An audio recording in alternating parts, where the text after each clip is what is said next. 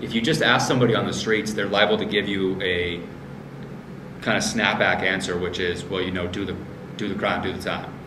You know, or those kids knew what the hell they were doing, or you know, and without ever stopping to think about like individual cases or what were you doing when you were 15, right? Because I was acting like an idiot even before all this stuff, because I was an idiot, and most people are. I mean, how many people were self-possessed 15-year-olds?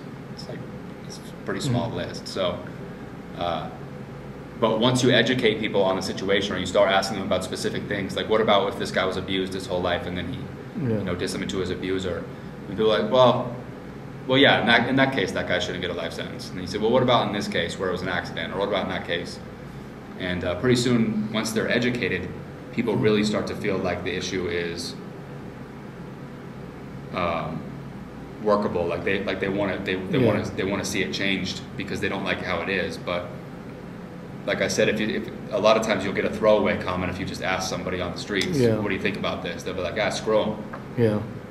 But you know, that's what's good to me, is that once people are educated, they don't like it anymore. There's very few people that know everything about it and are still like, you know, turn and burn. So.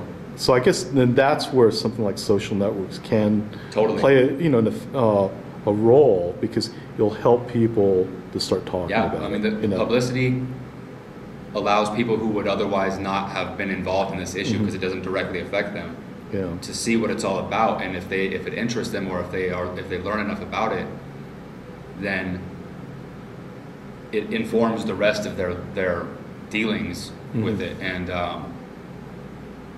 what we've learned with this issue is that that's like so important. Every poll that we've ever done finds that once people know what's happening with it, they don't like it.